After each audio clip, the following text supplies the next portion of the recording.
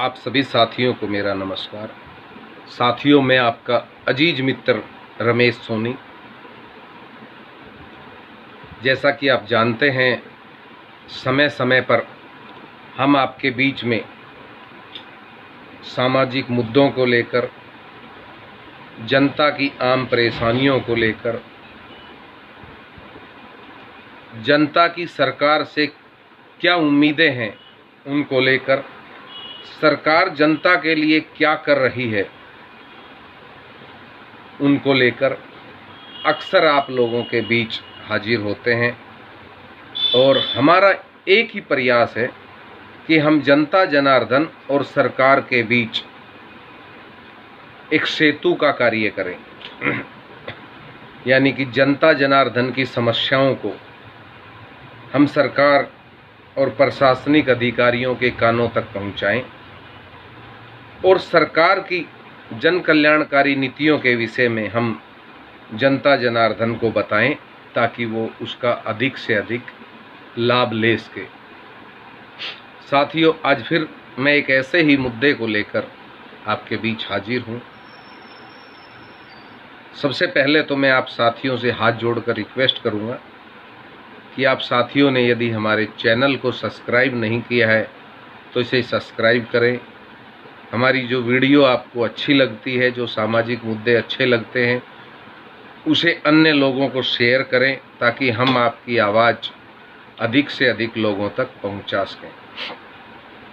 साथियों, आज का सामाजिक विषय का जो मुद्दा है वो है उत्तम नगर टर्मिनल से नजफगढ़ जाने वाले मुख्य मार्ग का।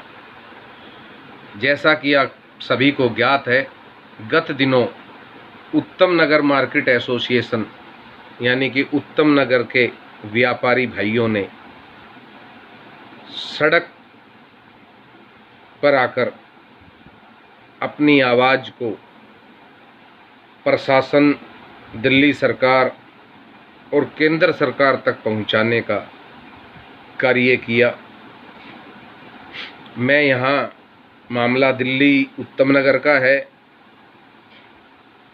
तो जाहिर सी बात है कि उसका समाधान दिल्ली सरकार को करना चाहिए, लेकिन मैं यहाँ केंद्र सरकार का जिक्र इसलिए कर रहा हूँ कि दिल्ली पुलिस दिल्ली में दिल्ली सरकार के अधीन नहीं आती, वो केंद्र सरकार के अधीन आती है।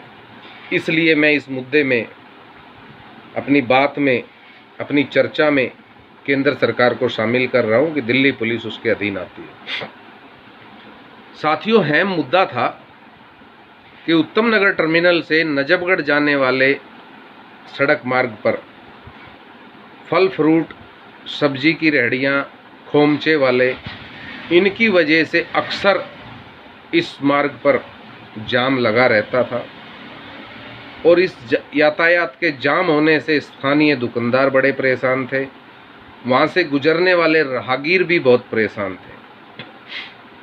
इस परेशानी को हल करने के लिए मार्केट एसोसिएशन के लोगों ने, स्थानीय दुकानदारों ने सड़क पर आकर अपनी आवाज़ को प्रशासन के कानों तक पहुंचाया और इन रेहड़ियों को वहां से हटवाने की बात रखी। अब मैं आपको बताऊं कि इन रेहड़ियों से सबसे ज़्यादा दिक्कत वहां क्या हो रही थी। हजारों की तादाद में यहाँ रेहड़ियाँ लगती थी,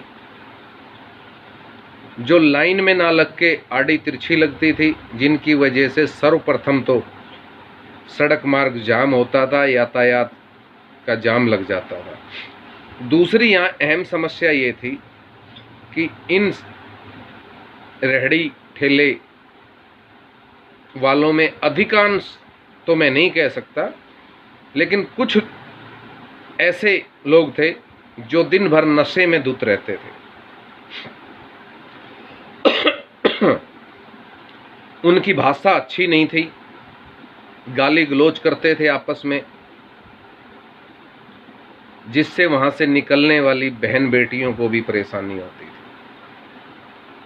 और इन रेहड़ी वालों के सड़क पर बढ़ते कब्जे से उत्तम नगर मार्केट का व्यापार कुछ ठंडा होने लग गया था, यानी कि खरीदार अब उत्तम नगर जाने की बजाय अन्य मार्केटों में जाने लग गए थे, क्योंकि वहाँ वो इन रेहड़ी वालों की भाषा से परेशान थे और अक्सर वहाँ लोगों की जेब कटती हुई भी हमने और आपने देखी है उस भीड़ भाड़ में। तो इससे स्थानीय दुकानदार बहुत परेशान थे और उन्होंने अपनी इस समस्या को प्रशासन के सामने रखने का सही तरीका चुना, सड़क पर आए और उन रेहड़ियों को वहाँ से हटवाने की बात करी।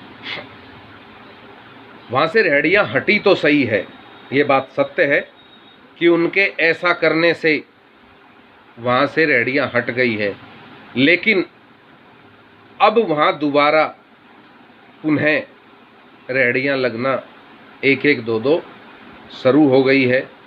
अब देखना ये है कि दिल्ली सरकार, दिल्ली पुलिस, एमसीडी या केंद्र सरकार जिसके अधीन दिल्ली पुलिस आती है, वह इन व्यापारी भाइयों की समस्या को नज़रअंदाज करेगी या इन रेहड़ियों को परमानेंट हटवाने का प्रयास करेगी। दिल्ली सरकार को चाहिए कि यहाँ लगने वाली इन रेहड़ियों को पूर्णतः हटाया जाए और इनको उत्तम नगर टर्मिनल से जो पुलिस लाइन की तरफ नाला आता है, उस नाले के साथ कहीं जगह दी जाए ताकि ये उधर खड़े होकर अपने बच्चों को पाल सकें, अपना रोजी रोजगार कर सकें। हम इस चीज़ के खिलाफ भी नहीं है कि इन रेहड़ियों को बिल्कुल हटा दिया जाए, क्योंकि इनके भी परिवार है, इनके भी बीवी बच्चे हैं, इनके भी घर में माता पिता हैं, रोजगार इनको भी चाहिए।